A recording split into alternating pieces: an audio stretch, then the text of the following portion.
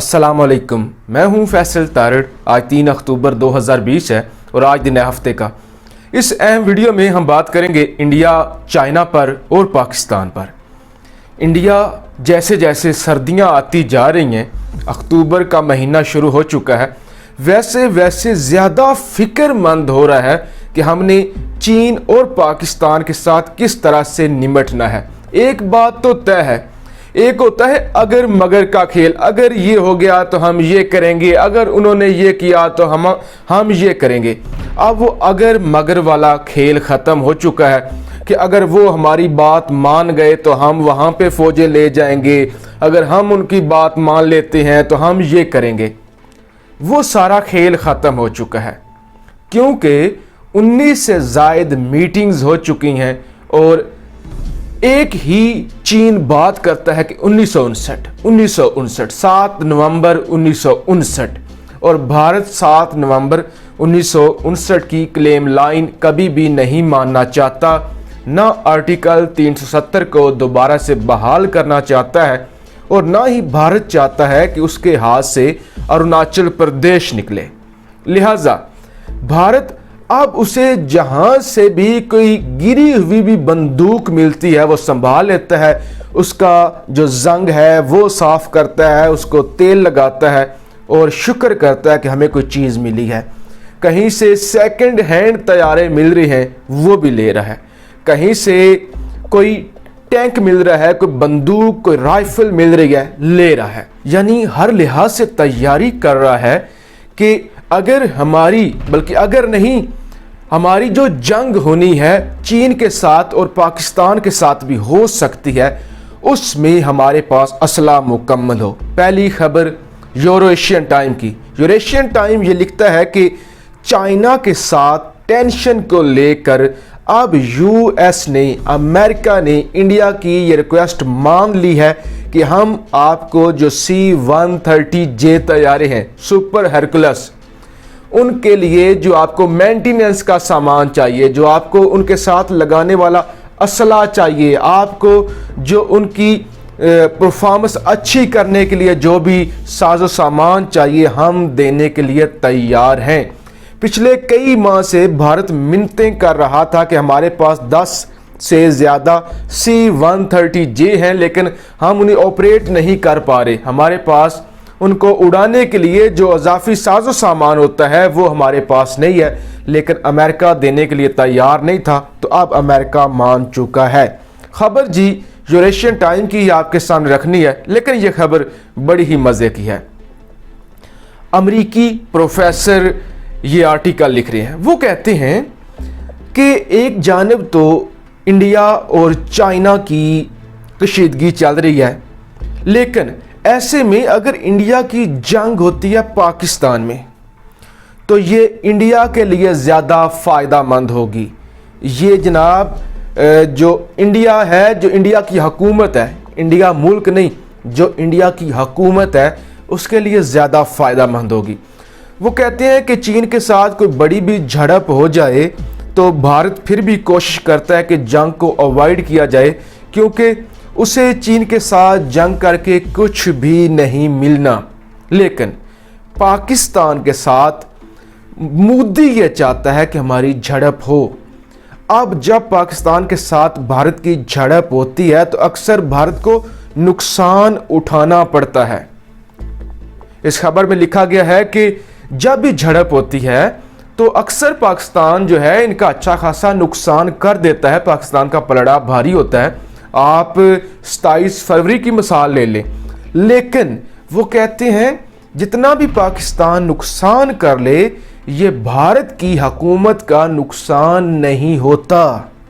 बेशक MiG-21 गिर जाए, बेशक अभिनंदन पकड़ा जाए, बेशक ये अपने ही हेलीकॉप्टर तबाह कर लें, लेकिन फिर भी हुकूमत का नुकसान नहीं होता। अब मैं आपको बताऊं क्यों नहीं होता। यूएस एनालिस्ट ये कहते हैं क्योंकि मोदी सरकार या भारतीय हुकूमत उसे कैश कर लेती है, वोटों में कैश करती है। वोट यानी अगर मोदी को वोट 500 मिलना है तो फिर 2000 वोट मिलेगा, तो इस तरह से ये हमेशा से इस जंग को कैश करते हैं। अब वो कहते हैं बेशक भारत की इकॉनमी तबाह हो चुकी है, कोविड की वजह से तबाह है, लेकिन ऐसे में अगर पाकिस्तान और इंडिया की जंग छिड़ जाती है तो इसमें इंडिया एक बड़ा फ़ायदा उठा सकता है। हुकूमत के ऊपर जो दाग लगे हुए हैं, जो केसेस चल रहे हैं, जो आवाम में गुस्सा है, जो आए रोज़ रेप हो जाते हैं, उससे लोगों की तवज्जो हट जाएगी। चीन के साथ लड़ने में फ़ायदा नहीं है, यूएस कहता है, पाकिस्तान के साथ लड़ोगे तो फ़ायदे में रहोगे। तो ये जनाब गेम है सारी।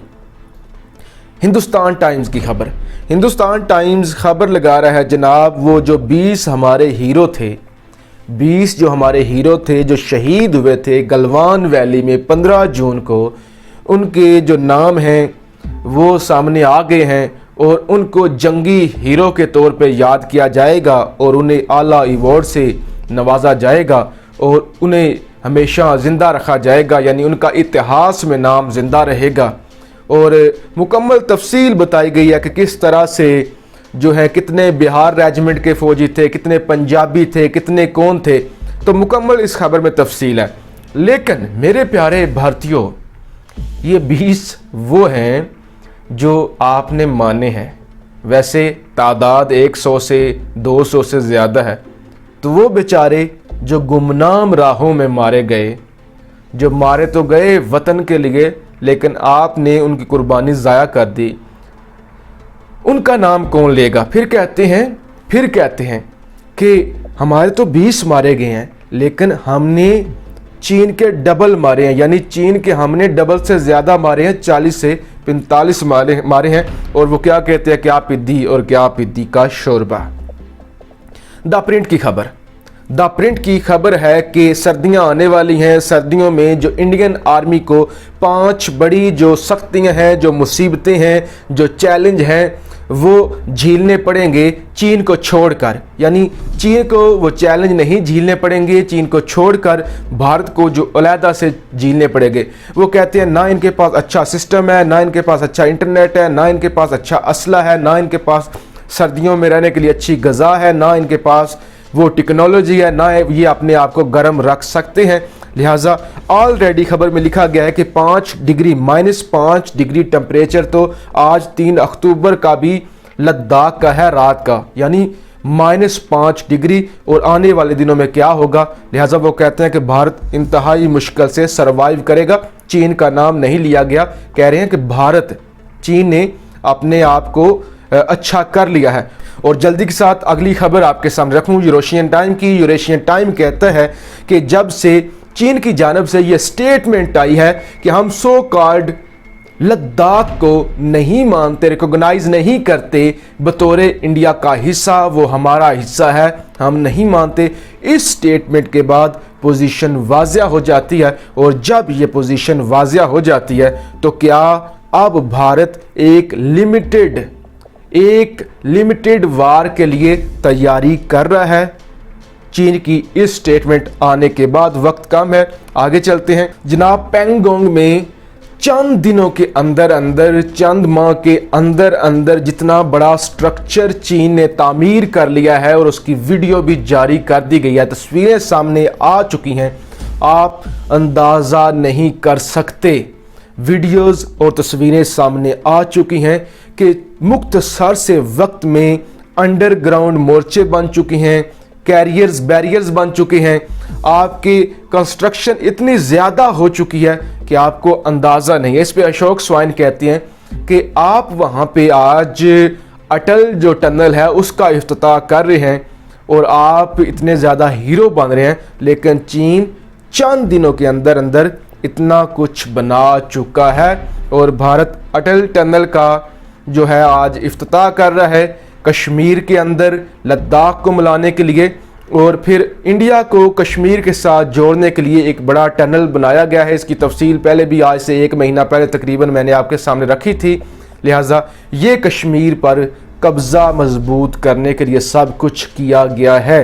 लिहाजा इस वीडियो में मैंने आपको बताया कि एक तो ये कि भारत को अब एहसास हो चुका है कि हमने लड़ना ही लड़ना है। वो बातचीत वाले जो मसले हैं वो सब ख़त्म हो चुके हैं, बातचीत से कुछ नहीं निकलना, और इसलिए वो अपना असला तैयार कर रहा है। सेकंड, मैंने आपको बताया है कि चीन का मौक़िफ़ जो है वो बिल्कुल वाज़ेह है कि 1959 की क्लेम लाइन 2 तो ठीक है, वरना सर्दियों में जंग होगी। और जहां तक सर्दियों में जंग का ताल्लुक है तो इनका मीडिया खुद मान रहा है कि हमारे पास ना तो इतने वसाइल हैं, ना इतनी अच्छी हमारे पास टेक्नोलॉजी है। फिर ये कहते हैं कि यार छोड़ो चीन को अवॉइड करो, पाकिस्तान से लड़ दो, इसमें फ़ायदा होगा कि हम अच्छे वोट भी ले लेंगे और बल्ले बल्ले भी हो जाएगी। लिहाजा जी अपनी राय का इजहार ज़रूर कीजिएगा। पाकिस्तान जिंदाबाद।